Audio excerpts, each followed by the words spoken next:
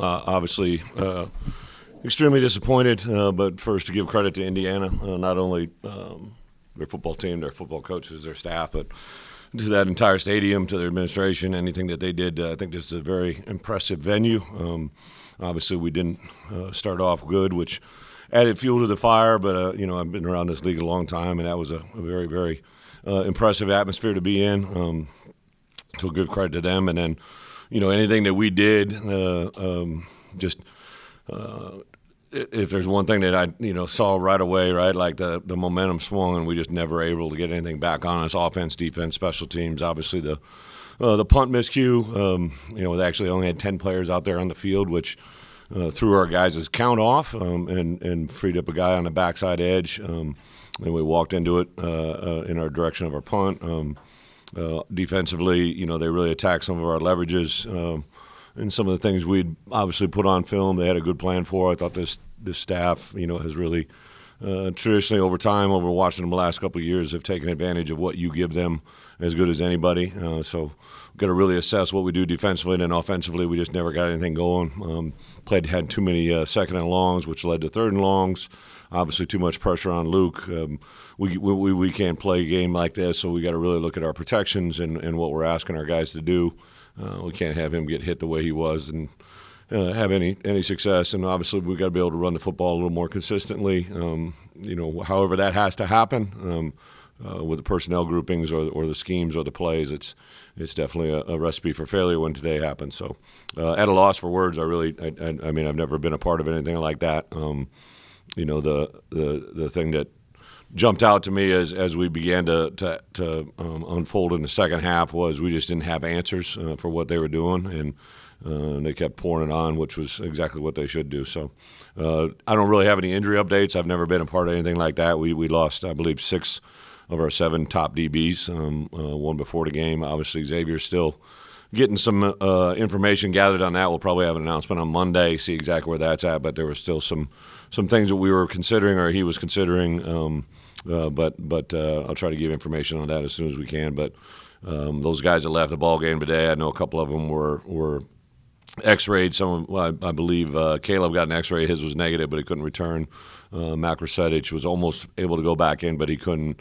Matt Bailey was with a head concussion, and Torrey Cox got kneed in the stomach over there. Who else? Miles Scott obviously had to leave with the targeting call. I know he was trying to lower his head. It's just a really tough part of football. I don't think that was intentional. I get why they had to call it. I thought it was his shoulder, but he got his head involved there. I guess the only thing that's left to do is just literally go low, right, which I don't think that's healthy for our game either right there. It's just a part of the game that unfortunately you got to live with right now, and when they're in that RPO world, that's just something that is kind of a natural byproduct of it, the way we play defense in the middle field hitter there. So I don't have any updates on injuries other than that. So with that, open up for questions.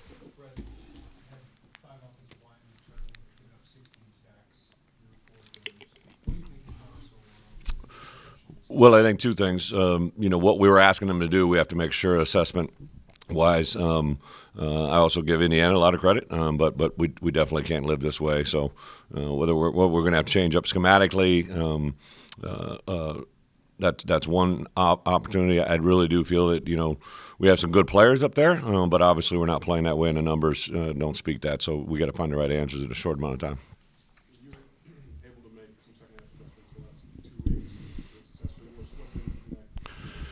Yeah, I think, when they scored right away in that first drive in the second half, again, a couple of the same things that hurt us in the first half, some big play opportunities. Obviously, I think we just kept constantly playing behind the sticks. It seems like they were second and medium, second and short, and converted on third downs. I know there was a 3rd and 4 right there to start the second half that really kind of caught us on our heels, and then obviously the 4th down conversion was a big one as well.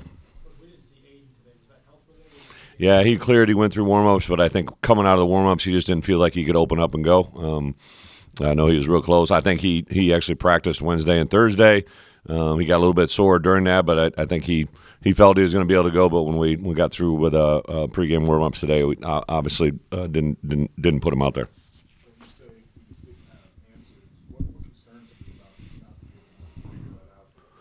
Well, obviously we did a lot to get to this point, and I told our guys, driving over here yesterday on the bus, I was excited to see this team play, and excited to play in this environment. But the way it unfolded, and it looked like we just didn't belong in that moment, and that was the concerning part to me. And I think the biggest thing that we have to do is, if we have good players, which I think we do, we have to be able to let them play fast. If we're giving them too much and they aren't able to perform because we're clouding them with anything that's in their head before the ball is snapped, I think that's something we got to really look at closely.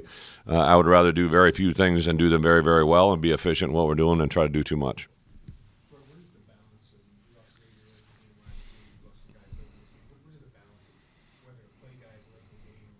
Yeah, we literally didn't have any corners. Seriously, I think we brought 10 DBs and 7 of them left the game, or 6 of them left the game.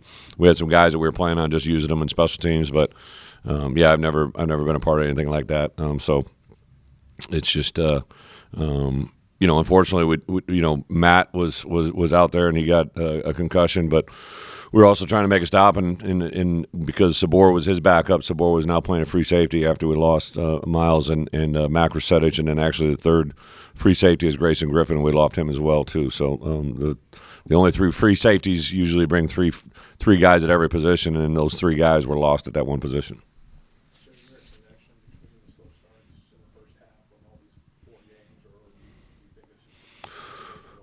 Well, obviously, I was kind of excited when we, hit the big touchdown play on the play-action pass. So, defensively, we did some things early, but obviously not enough to sustain it. So, yeah, it's an easy assessment. But, not only did we not play well in the first quarter, second quarter, third quarter, fourth quarter, we stayed pretty consistent.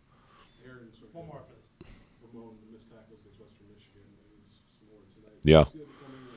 Yeah, there was a lot of, there was a conscientious effort, I think, for guys who were trying to, punch a ball out, which I think can also be counterproductive. But there was too many times a day where we just had too many yards after contact, not just at the running backs, but also wide receivers. Obviously, there was a last touchdown there where it looked like we just, broke down an open space. But I also got to think about what we're asking our guys to do. Like some of those guys, Mac Rusetić had a missed tackle that was very similar to a play that Xavier had in game 2 that it's a tough angle for someone to come over there and tackle someone with ability. And so I think what we're asking our guys to do kind of plays into it a little bit as well.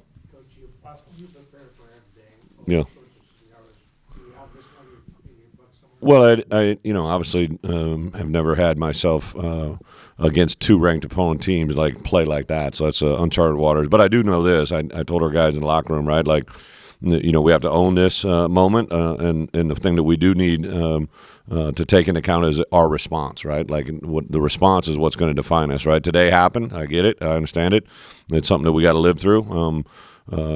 Very disappointed for our football team, our coaches, our fans, anybody that had supported us to get to this point. We took a long time to build ourselves to get to this point, and we got to have the right response because USC is going to obviously take advantage of everything they see on film, and a very talented football team and a homecoming crowd that I know is excited to see their team play. So we have to have the right response. But I think the response that we're looking for is one of our 3 goals this week was to win your and our opportunity, right? And I was kind of trying to put it into a phrase to have both all the players be accountable and how the accountability of each of us individually affects all of us. And I think this is going to be the defining moment for sure.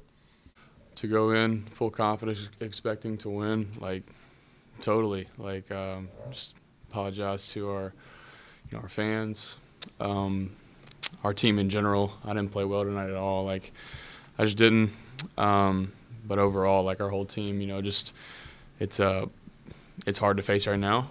But you got 2 options: either to sit around and mope and point the finger and feel bad for yourself, or get up and take advantage of the next opportunity. The next day, the sun's going to come up tomorrow, and you better make the most of it. Because next Saturday's coming for sure. And very confident in this tightly knit group that we will make the most of it. Absolutely. And but just very sickening, frustrating.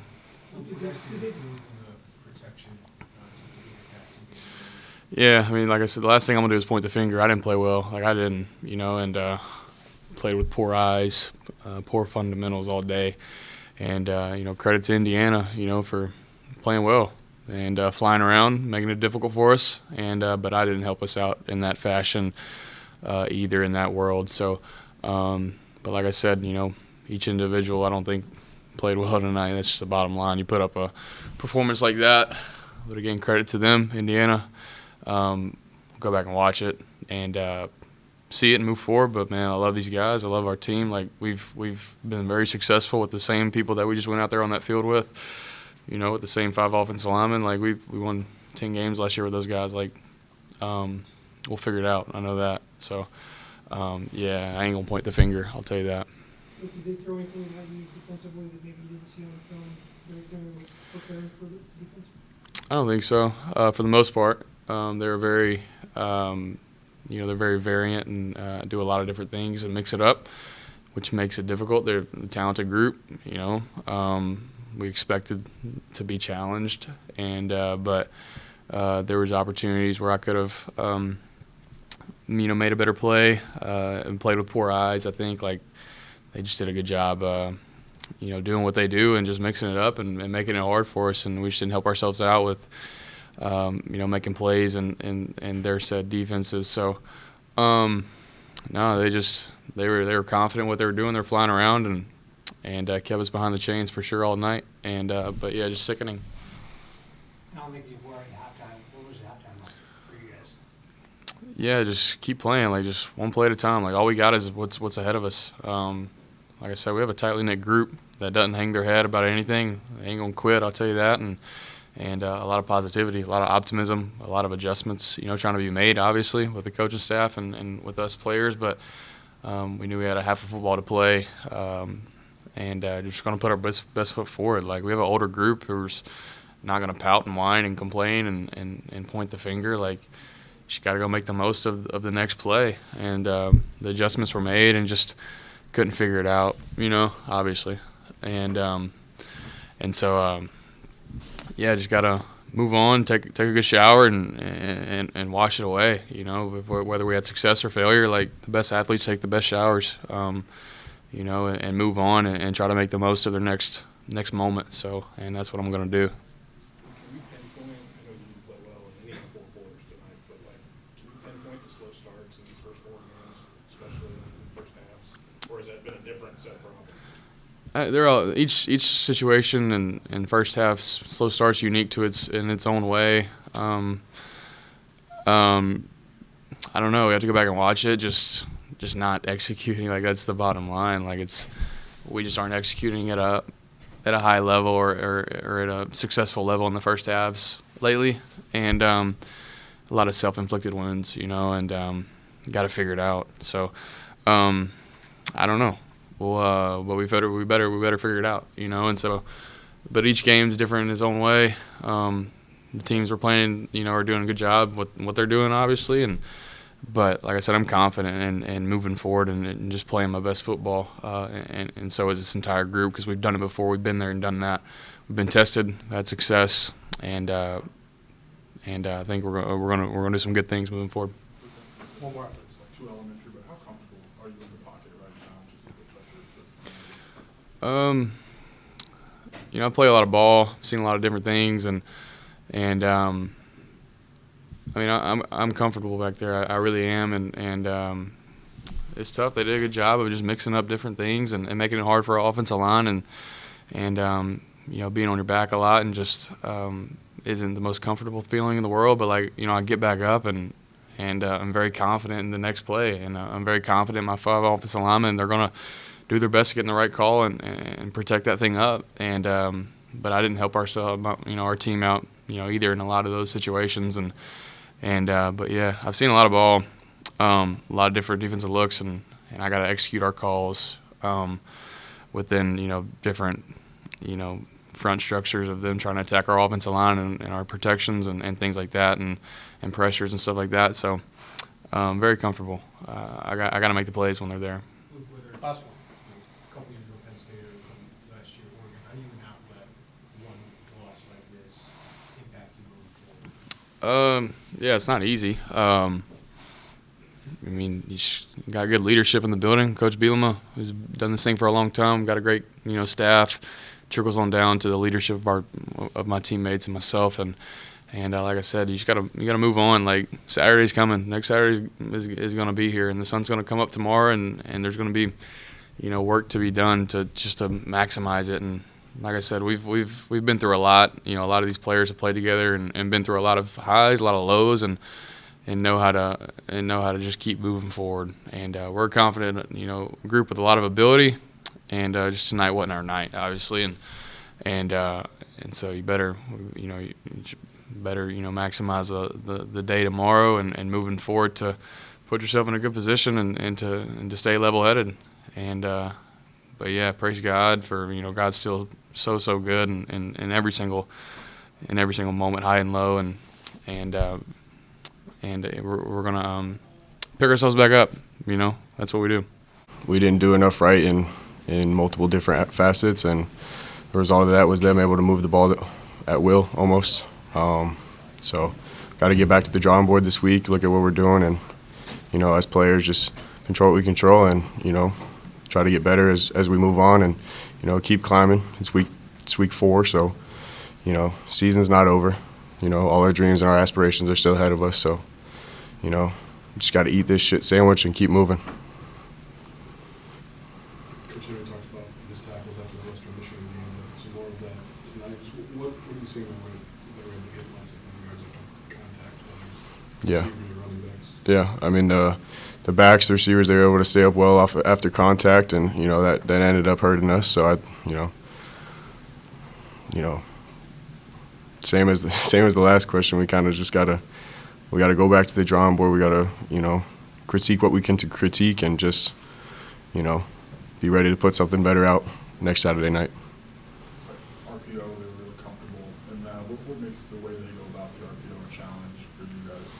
Yeah, it's tough. They did a good job about it. They lull you to sleep on throwing the ball out there, and then they hand it off inside, and it's a tough thing to play against, and we got to find ways to take that away from teams, and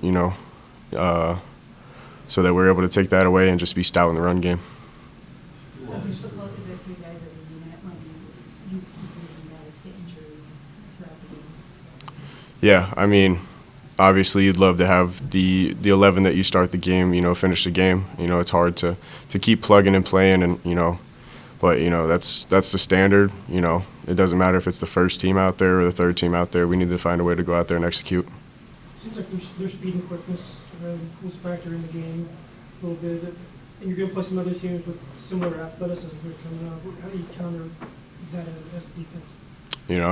I mean, yeah, like you said, we'll be playing a lot of teams with speed. We played a lot of teams with speed across the years. So, I think, just got to move on from tonight. I don't think it's any skill discrepancy or anything along those lines. So, just got to, again, eat the shit sandwich and keep moving. When you play a lot of ball, is the missed tackles, can that be a thing that gets contagious from one week to the next, to the next, to the next, or can you flush it and get it stopped? I mean, it can if you let it weigh on you, but I just think, I think it's important to have the flush it and just play the next play mentality, because if you're living in the past, if you're worrying about if you're going to miss the tackle or not, at the end of the day, it's not going to allow you to play at your best potential. Dylan, One more. how do you do that? Like, what are the next couple of days and the next week like for you guys to be able to learn from this rather than let it affect? Right. I mean, Sunday we come in tomorrow, same time as always. We get the film in. We learn from the mistakes. We find out how we're going to critique it. We put that into play, and we attack this week like it's the next big week. I mean, a big quote that I like is, can you commit to the process without being emotionally tied to results? So we didn't have the result we wanted tonight, but at the end of the day, we got to commit to the process just as we did this week. Anything else? Could you walk us through the emotions after a loss of this caliber? Just walk us through the emotions right after. Yeah, I mean, it sucks. I think it's pretty plain and simple.